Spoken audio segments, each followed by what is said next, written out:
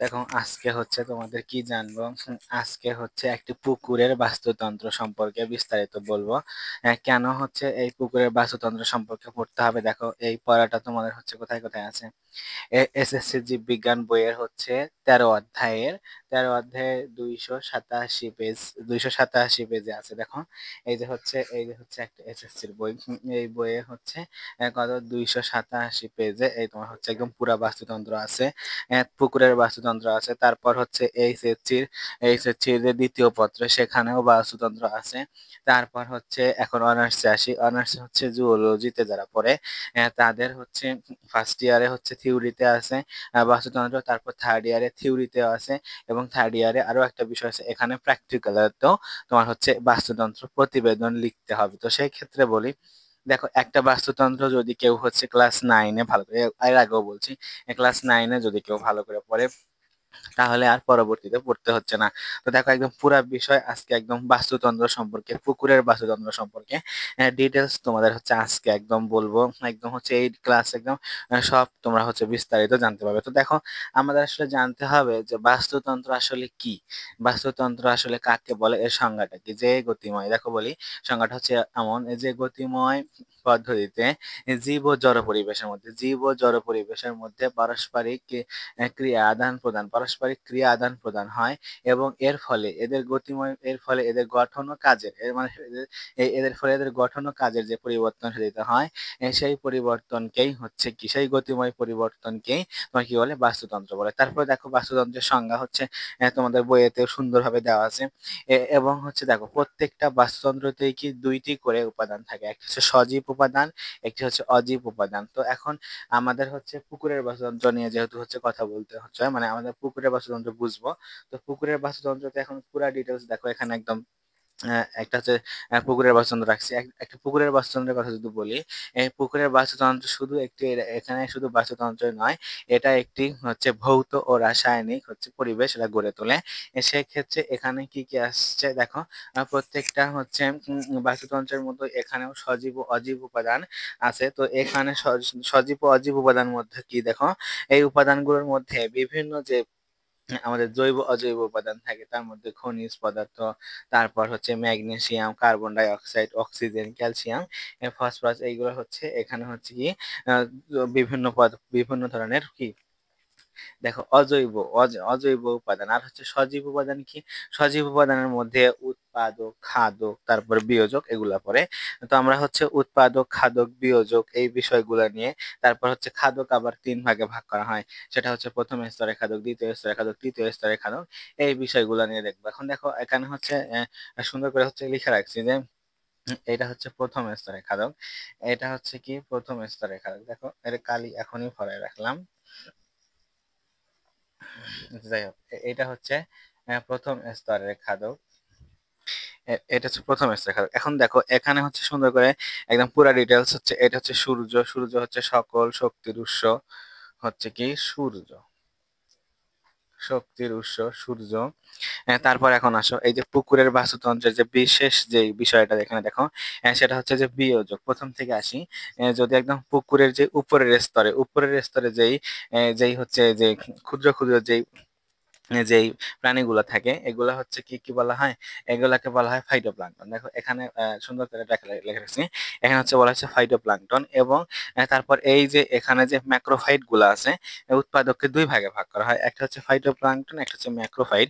Phytoplankton গুলা হচ্ছে কি এই যে ছোট ছোট ছোট হচ্ছে কুসুরি পানা, তারপর হচ্ছে ভাসমান জীব যারা কি সূর্যের আলোকপ্রাপ্ত স্থানে বসবাস করে। এবং হচ্ছে ম্যাক্রোফাইট গুলো হচ্ছে পুকুরের একদম হচ্ছে তলদেশের সাথে লেগে থাকে, ভাসমান অর্ধ নিমজ্জিত বা হচ্ছে কি নিমজ্জিত। দেখো এখানে হচ্ছে বিভিন্ন হচ্ছে তোমার এই উদ্ভিদ গুলা আছে, কিছু ভাসমান, তারপর হচ্ছে কিছু অর্ধ নিমজ্জিত, কিছু নিমজ্জিত, এগুলাকে বলা হয় ম্যাক্রোফাইট। তারপরে এই ম্যাক্রোফাইট এবং হচ্ছে ফাইটোপ্লাঙ্কটন দুইটা মিলে তোমার হচ্ছে কি উৎপাদক, এটাতে বলা হচ্ছে উৎপাদক। উৎপাদকের বিশেষ হচ্ছে এইটা, উৎপাদক গেল।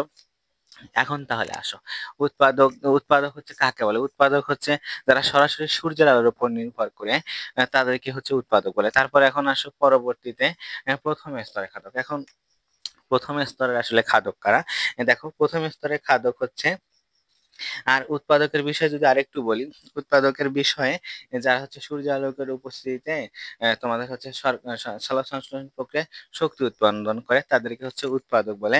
এখন যদি বলি যে প্রথম স্তরের খাদক, পুকুরের প্রথম স্তরের খাদক হচ্ছে কারা? যারা হচ্ছে নানা ধরনের যারা হচ্ছে কি যারা যে সকল প্রাণী বা যারা এই হচ্ছে উৎপাদককে সরাসরি ভক্ষণ করে বেঁচে থাকে তাদেরকে খাদক বলে। তার আগে তোমাকে জানতে হবে যে খাদক আসলে কাকে বলে। এখন হচ্ছে খাদক, যেহেতু আমরা খাদকের কথা বলতেছি তিন প্রকার, তার আগে আমরা জানবো যে খাদক কাকে বলে। খাদক হচ্ছে তারাই যারা নিজের খাদ্য নিজে তৈরি করতে পারে না, খাদ্যের জন্য অন্যর ওপর নির্ভরশীল, তাদেরকে কিন্তু খাদক বলে। খাদক হচ্ছে তিন প্রকার, সেটা হচ্ছে প্রাথমিক খাদক, মাধ্যমিক খাদক এবং হচ্ছে সর্বোচ্চ খাদক। এখানে পুকুরের বাস্তুতন্ত্রের জন্য আমরা হচ্ছে প্রাথমিক খাদক মানে প্রথম স্তরের খাদক, দ্বিতীয় স্তরের খাদক, তৃতীয় স্তরের খাদক এভাবে পড়বো। তবে হচ্ছে যে অন্য অন্য বাস্তুতন্ত্রের ক্ষেত্রে কিন্তু এভাবে হয়। তারপরে দেখো আমাদের হচ্ছে উৎপাদক, খাদক, বিয়োজক। যেহেতু আমাদের তিনটা ভাগ, তো আমরা হচ্ছে উৎপাদক দেখলাম, তারপর এখন হচ্ছে খাদক দেখবো। খাদকের সংজ্ঞা তো আমরা দিলাম, এখন হচ্ছে খাদক যে তিন প্রকার সেই হচ্ছে প্রাথমিক মানে প্রথম স্তরের খাদক কি তাদের এখন দেখবো। দেখো প্রথম স্তরের খাদকের এখানে কি বলছে যে এরা হচ্ছে জুওপ্লাঙ্কটন। এরা হচ্ছে কি করে, এরা হচ্ছে উৎপাদককে সরাসরি ভক্ষণ করে। যেমন হচ্ছে মশা, শুটকি, অতি ক্ষুদ্র প্রাণী মানে ছোট ছোট যেই প্রাণীগুলা এই মাছগুলো হচ্ছে এরা হচ্ছে প্রথম স্তরের খাদক। এরা হচ্ছে কি প্রথম স্তরের খাদক হচ্ছে রুই, কাতলা। এরা হচ্ছে কি প্রথম স্তরের খাদক। যারা হচ্ছে পুকুরের উপরের স্তরে থাকে তারা হচ্ছে প্রথম স্তরের খাদক। তারপরে আসো এরা হচ্ছে কি করে, এরা হচ্ছে সরাসরি হচ্ছে এই খাদ্যগুলোকে নিজেরা খাদ্য প্রস্তুত করে। এই উৎপাদক এরা হচ্ছে নিজেরা খাদ্য প্রস্তুত করে, সেই খাদ্যগুলো এই হচ্ছে প্রথম স্তরে যে প্রাণী সেই প্রাণী মাছগুলো সেই মাছগুলো ভক্ষণ করে। তারপর হচ্ছে দ্বিতীয় স্তরের খাদক। দ্বিতীয় স্তরের খাদক দেখো সরাসরি এরকম করে যদি বলা হয় যে প্রথম স্তরের খাদককে যারা ভক্ষণ করে তাদেরকে দ্বিতীয় স্তরের খাদক বলে। এখন প্রথম স্তরের খাদক হচ্ছে ছোট ছোট মাছ, কীট পতঙ্গ, এগুলাকে যে ছোট ছোট মাছ, মাঝারি সাইজের মাছরা ভক্ষণ করে তাদের দ্বিতীয় স্তরের খাদক বলে। যে দুই একটা যেহেতু পুকুরের সেহেতু দুই একটা তোমাদের উদাহরণ দিতে হবে। এই উদাহরণের মধ্যে এখানে বলছে দেখো কিছু হচ্ছে ব্যাং, তারপরে সাপ, এগুলো হচ্ছে কি দ্বিতীয় স্তরের খাদক। তারপরে তৃতীয় স্তরের খাদক বা সর্বোচ্চ খাদক। এখানে দেখো এই যে আমি ছোট ছোট মাছ হচ্ছে দাগায় রাখছি, এই যে এগুলো হচ্ছে প্রথম স্তরের খাদক, এটা হচ্ছে দ্বিতীয় স্তরের খাদক। আর এই যে এটা হচ্ছে বড় মাছ রাখছি, এটা হচ্ছে তৃতীয় স্তরের খাদক। এটা হচ্ছে কি তৃতীয় স্তরের খাদক। এই তৃতীয় স্তরের খাদক কি এগুলা হচ্ছে সর্বোচ্চ খাদক। এরা হচ্ছে বড় মাছ। এরা কি করে, এরা হচ্ছে বড় মাছ যেহেতু সেহেতু এরা ছোট মাছ, তারপর হচ্ছে কীট পতঙ্গ, তারপর ফাইটোপ্লাঙ্কটন, সব সর্বোচ্চ সব ধরনের খাদককেই গ্রহণ করে। অর্থাৎ প্রথম ও দ্বিতীয় স্তরের খাদককে যারা ভক্ষণ করে তাদেরকে সর্বোচ্চ খাদক বা তৃতীয় স্তরের খাদক বলে। যেমন তুমি এখানে বড় মাছ দিতে পারো, বোয়াল মাছ, তারপর হচ্ছে শোয়াল মাছ, এরকম কিছু মাছ তুমি দিতে পারো, দিলেই তোমার হচ্ছে এখানে কাজ শেষ। তারপরে যেটা আছে বিয়োজক। এখন দেখো বিয়োজক, এখানে আমি এই যে সুন্দর করে লিখে রাখছি যেখানে বিয়োজক। বিয়োজক আসলে থাকে এটা কোথায়, বিয়োজক হচ্ছে একদম কাদার মধ্যে বা হচ্ছে থাকে। দেখো এখানে বিয়োজকের মধ্যে সব থেকে উল্লেখযোগ্য মানে সব বাস্তুতন্ত্রেই বিয়োজক বলতে ব্যাকটেরিয়া এবং ছত্রাকের কিছু যে সদস্যগুলো, এই সদস্য বিভিন্ন প্রকারের সদস্য থাকে। তো এরা আসলে কি করে, কোনো ধরো তোমার পুকুরের মধ্যে কোনো মাছ মারা গেল বা কোনো জলজ প্রাণী মারা গেল, তাহলে হচ্ছে এরা এই বিয়োজক গুলা এই হচ্ছে মৃত প্রাণীর দেহ আক্রমণ করে এবং ক্রমান্বয়ে এরা হচ্ছে তরল অবস্থায় পরিণত করে এবং তাকে কি করে নিঃশেষ করে দেয়। অর্থাৎ তাই এই হচ্ছে কাদার মধ্যে দেয় এবং আক্রমণ করে। এবং অজৈব যে রাসায়নিক পদার্থ সেটাই হচ্ছে এরা তৈরি করে। এবং বিয়োজিত উপাদানগুলো, এই যে বিয়োজিত উপাদানগুলো যে যে মৃত প্রাণী যে বিয়োজিত হয়, বিয়োজিত হওয়ার পর এগুলো আবার পুনরায় হচ্ছে কি হয়, পুনরায় হচ্ছে জীব ব্যবহার করে।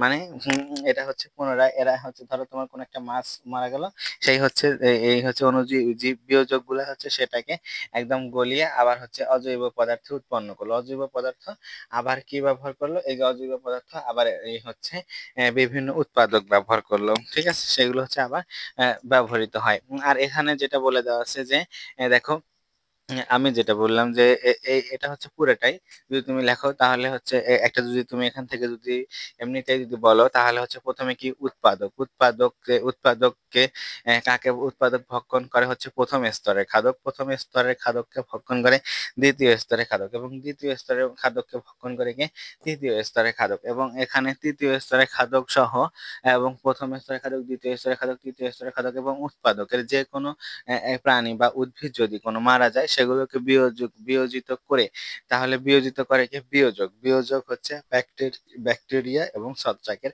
বিভিন্ন সদস্য, এগুলো বিয়োজিত করে মৃতদেহকে একদম অজৈব পদার্থ উৎপন্ন করে, যা পরবর্তীতে আবার হচ্ছে উৎপাদকের কাজে ব্যবহৃত হয়।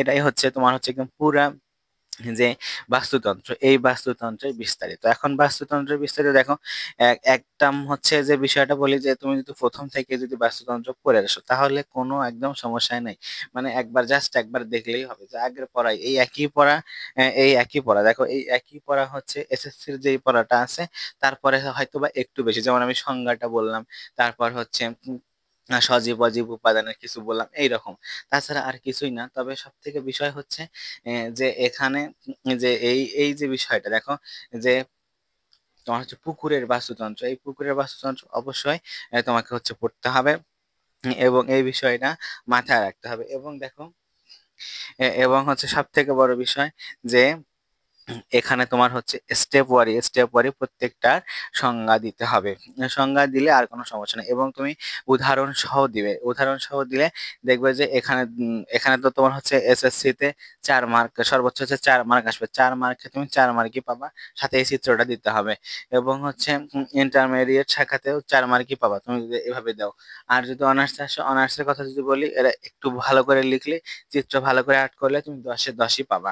তো সেক্ষেত্রে আমার মনে হয় যে এই যে তোমার হচ্ছে যে চিত্র, এই চিত্র দিয়ে তুমি হচ্ছে বিস্তারিত আমি যা বললাম এগুলো লিখলে তুমি হচ্ছে ভালো মার্কস পাবা। তারপরেও দেখো পরবর্তীতে তোমাদের হচ্ছে যে কোনো সমস্যা এবং হচ্ছে এই কম্বিনেশন যে বিষয়টা, যে হচ্ছে এসএসসি ইন্টার এবং অনার্স এর বিষয়টা, এই বিষয়টা অনেকেই হচ্ছে কাজে লাগবে। তারপরে আমি হচ্ছে কম্বিনেশন করে যতটুকু পারি পড়াবো, তারপরে তো স্পেসিফিক ভাবে তোমরা তো হচ্ছে এসএসসি ইন্টার এবং তো তোমরা ক্লাস পাবে, সেই ক্ষেত্রে তোমরা হচ্ছে রেগুলার ক্লাস পাবে। তো পরবর্তীতে সকল আপডেট পেতে অবশ্যই সাবস্ক্রাইব করে পাশে থাকা বেল আইকনটি ক্লিক করে রাখবে।